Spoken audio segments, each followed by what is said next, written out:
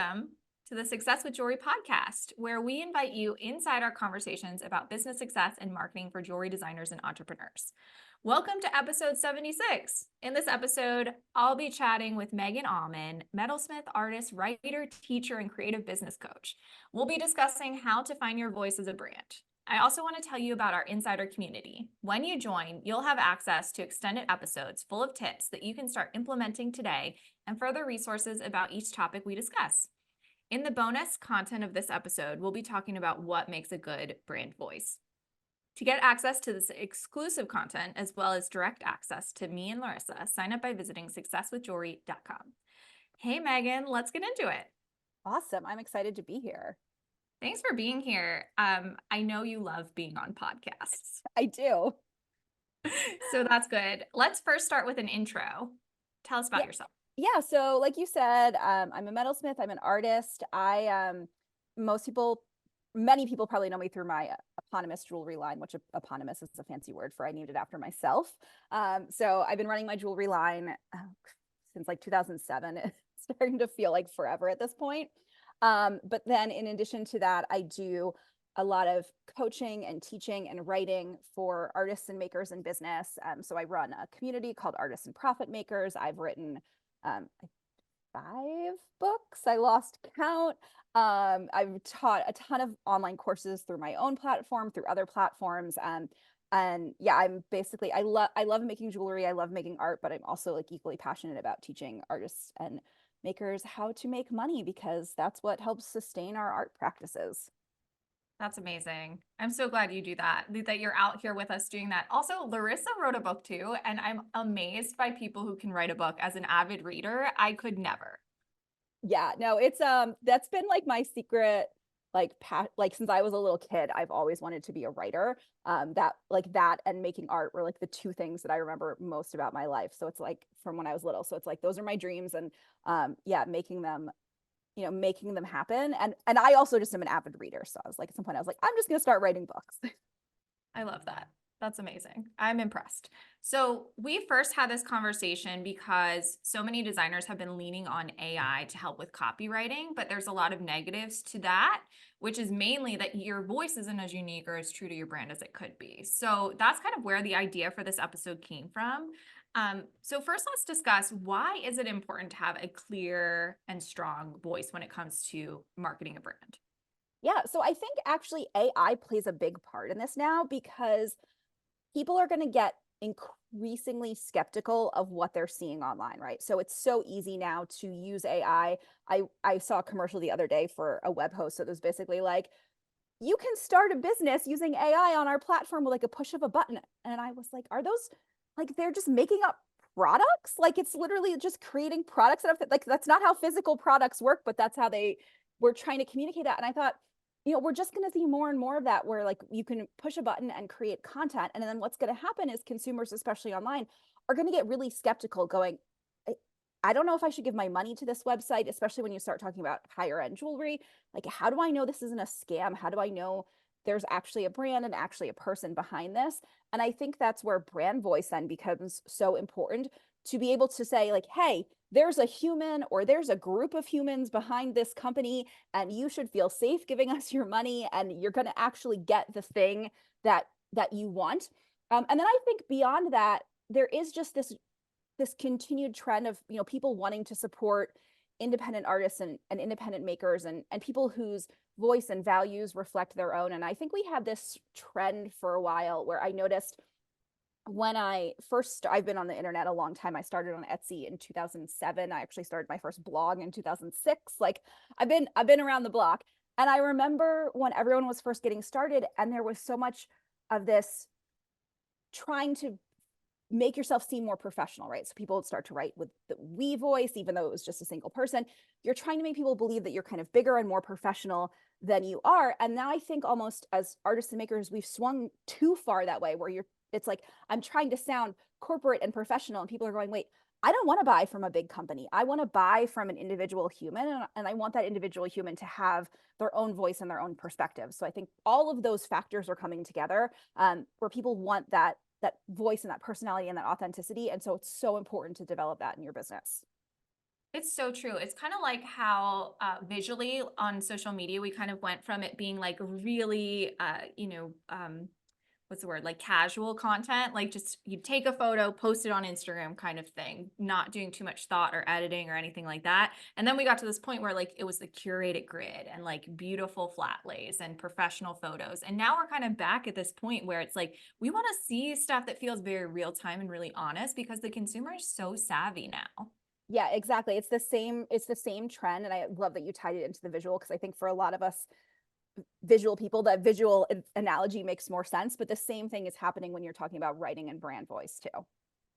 Yes, I love I statements. I love when it feels like somebody is writing to me. And in the bonus content of this episode, we'll get into more of our favorite brands that have strong brand voices. But I love when a brand is writing directly to me, or so it feels like. Well, and I feel like you must have been secretly reading my notes because I actually have that about I statements in my notes for the bonus part of this episode. So we're going to talk about that. So Megan came and chatted with the Stay Gold Collective, and I was like, I got to get you on the podcast because you gave some amazing tips for designers who struggle with marketing, especially writing captions and emails. So, what tips do you have to share? Yeah, so there's so many things that you could think about. And the first one, which is going to be counterintuitive in a conversation about writing and brand voice, is let your photos and let your visuals do the work. I think artists and makers get so stressed out about writing. And obviously, this is a topic I'm passionate about teaching. I'm a writer. And so, this is something that I know I can help with. But also, at the end of the day, most people aren't reading most things on the internet. And so if you're stressed out about writing, just know that you're probably putting way too much energy into worrying about something that matters a little bit, but not as much as you might think. So that's the first thing, is just to sort of like relax.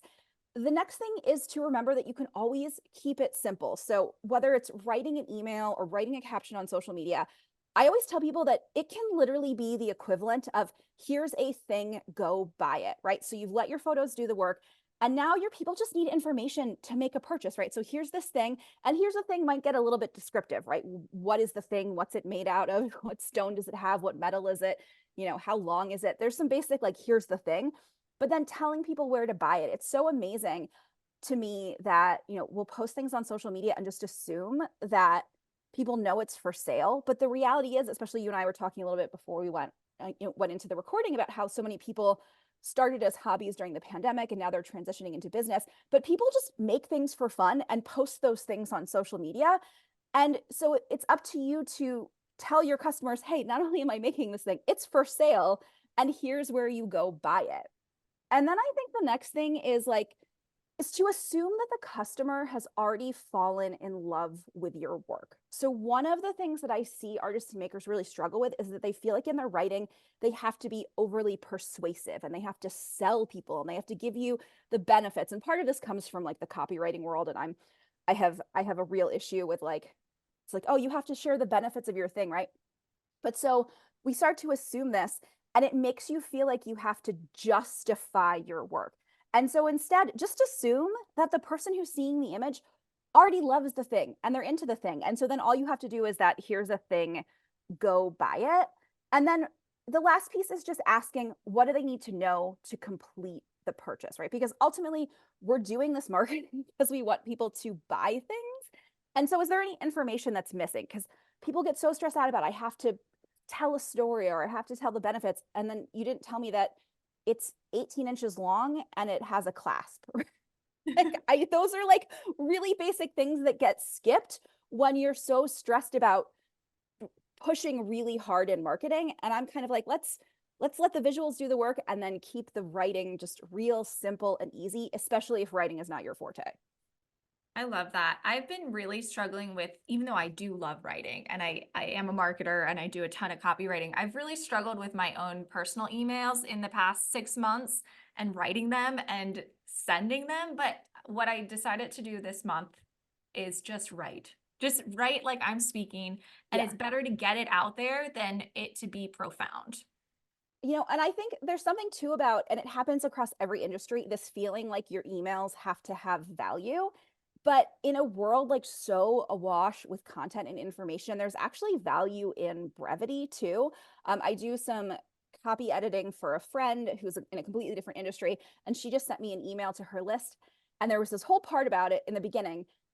And then she was like, okay, I want you to go listen to this podcast. And I was like, these two pieces don't make sense. Take out the beginning and just tell them that you want them to go listen to these 3 podcast episodes. And she was like, but the email needs to have useful information. And I was like, it does. It's telling you to go listen to these podcast episodes, right? And the same thing I think is true in our marketing. The useful information is, hey, I made a thing and here's where you can buy it. Because the people who are on your list, that's what they care about. And if they're not there because they're interested in your work, then you don't really need them on your list anyway. That's not who you're trying to serve. Yes, I think that brevity is important, especially when we're getting fed so much content all the time. And it's like people are really just skimming, although sometimes I dive in and read and it captures my attention. But if you're aligning your content, your email, your social media, your website, and it's all telling the same story, then you don't need to focus as much on at like writing a huge amount, right? Exactly.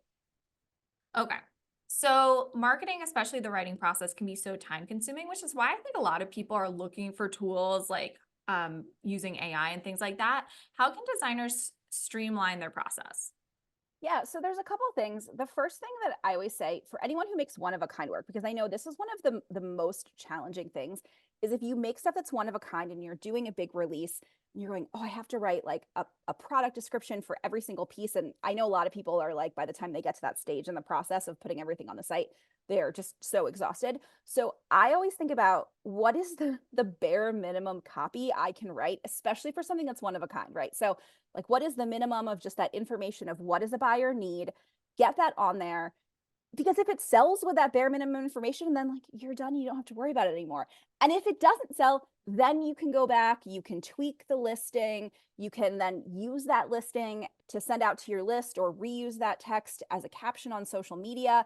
And so you don't have to nail it the first time. Everything on the internet is editable or it's forgettable, right? One of those two things. And so nothing has to be perfect the first time out. And then reusing content. So like I said, if you wrote a great product description, use that in your email, use that in your social media. Think about like what are key phrases or topics that you can just go back to over and over again, right? I use things like I'm obsessed with or I'm so excited about. I use that all the time because that's my personality. And that repetition is actually what builds your brand voice, right? That's the thing that, oh, like, Megan's always excited about stuff because I am always excited about stuff. And I use those phrases over and over again in my writing. But it's also okay to just like reuse, if you're launching a new collection, write 1 or 2 sentences that are used for every piece in that collection. You don't have to reinvent the wheel with every single listing. And I think, again, this is where people don't really read a lot, they skim. But 2, it's that repetition that actually builds the brand voice. And people are so afraid to repeat themselves. But if you listen to, if you were listening to, say, like a politician on the campaign trail or a comic who's doing the similar set over and over and over again, they're reusing their material all the time. They're not rewriting that stuff. And we should be doing the same thing. There's no reason to have to rewrite and start from the beginning every time. Pick the phrases that work and go with them. And this is the same for both online and in person. Like I always like to joke that selling at shows is a little bit like workshopping a stand-up routine, right? You say, make a statement to a customer, you see how it lands. If it works, you use it again. If it doesn't work, then maybe you tweak it or you try saying something different. But once you land on stuff that resonates, you say it again and again and again, because while it's going to sound repetitive to you, your customer is so not paying that much attention. Yes. All of that. The repetition thing, I think people have a really hard time with because it's like, oh, I've said this a million times. Well, say it 1,000,001 times. Right. And like, I love practicing telling my story to people. If ever anybody, in my neighborhood at the grocery store is like, well, what do you do? Like, I've told the same story for the past 10 years. You know what I mean? And it's like, you keep telling that same story. And sometimes I still meet people in this industry who are like, what do you do? And I'm like, I've said it like a million times, but you have Right. to say it again. Right. Like people don't know. And so, right, it's okay to repeat stuff. And, if you start to feel self-conscious about the repetition, it's also okay to call it out, right? I had a joke where I had this image I had taken of a friend wearing some of my rings and holding this berry bowl. And it was a really beautiful image. And I used it on Instagram so many times. And I would just be like, oh, it's July, time for the berry bowl image again. And, or like when I'm, teaching and I tell the same story, I'm like, well, some of you might have heard this story before, but I'm telling it again anyway. And so if the repetition makes you feel a little awkward, you can call out that you're repeating, but most of the time people aren't even going to notice. And so you just have to keep repeating and repeating over and over again. But that repetition is what makes your life easier as a marketer. I completely agree. I do that for my higher end accounts where I like managing their content strategy. I'm always telling the same stories, and we've gotten clear on what those stories are and what we say about each piece or each collection, and that's what leads to sales. And I've seen it work time and time again. And I'm talking like very high end jewelry. Yeah. It works. So, okay, are there any specific tools you'd want to mention that can help outside of the AI universe?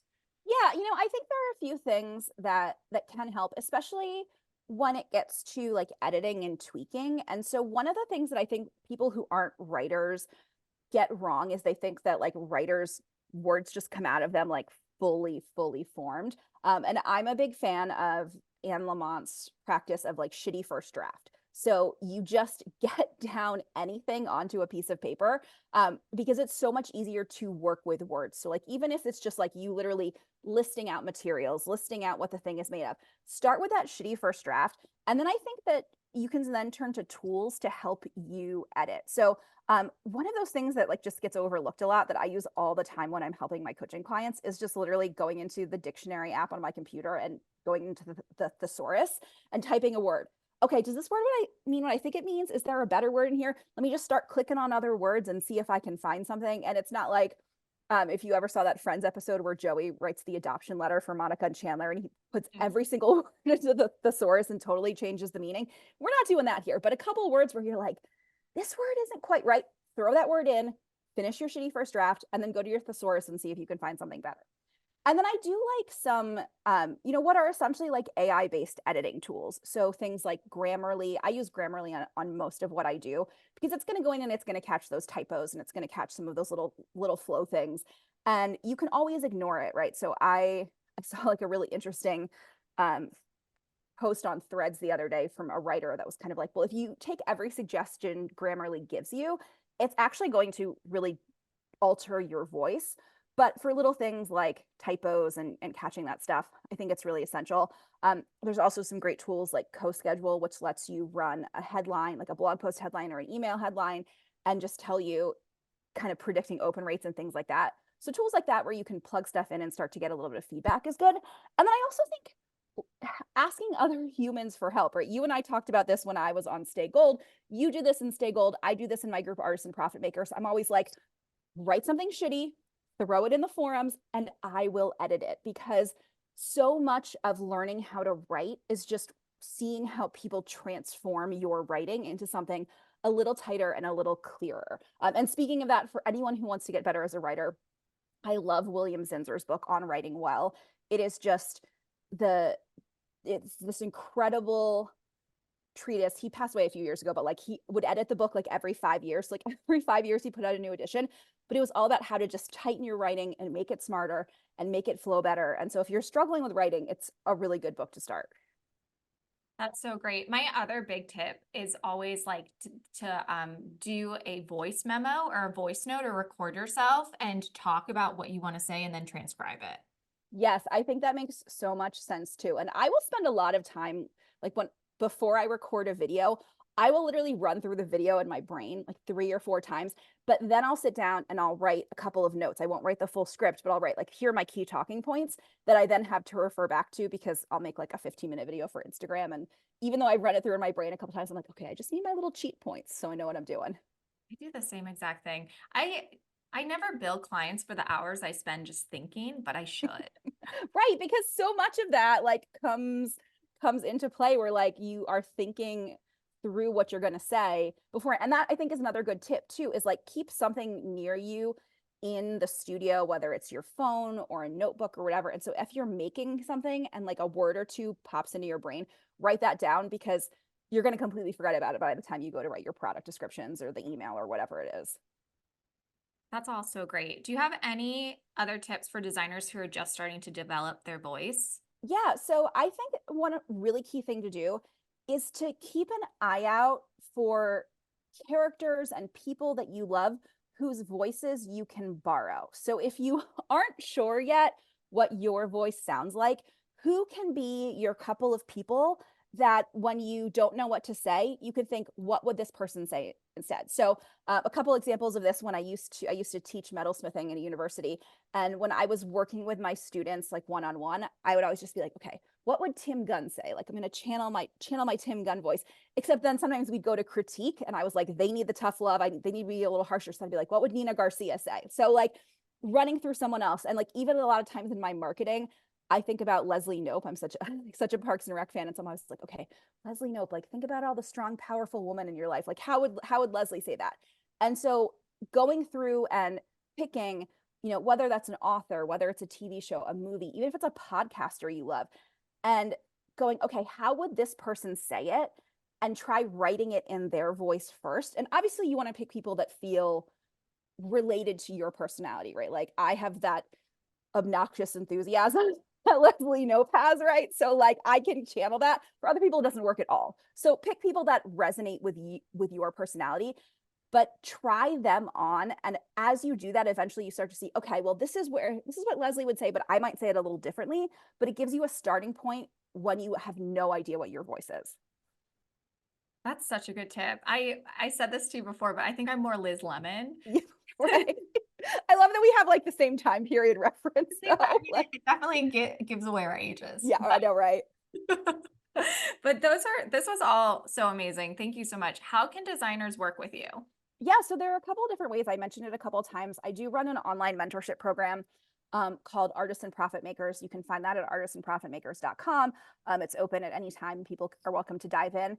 But I also have a couple of classes that are specific to our conversation here. One is a class just on writing product descriptions called Poetic Product Descriptions. And another is a class called Sell Without Shame, which is a more cohesive, kind of comprehensive class, but we talk a lot about finding your voice both verbally and visually. All those classes are available at shop.meganauman.com. And I actually set up a little discount code, 20% off with code SWJ20. So that's SWJ20 at shop.meganauman.com for those two classes, Poetic Product Descriptions and Sell Without Shame. Thank you so much. I'm going to put all of those details in the show notes. So if you didn't catch that or you didn't have a place to write it down, they're going to be in the show notes. We want to know, do you struggle with your brand voice? Let us know. Visit successwithjewelry.com. We'd love to know what you're thinking, and we're happy to answer any questions you may have. Thanks for being a part of the Success with Jewelry community.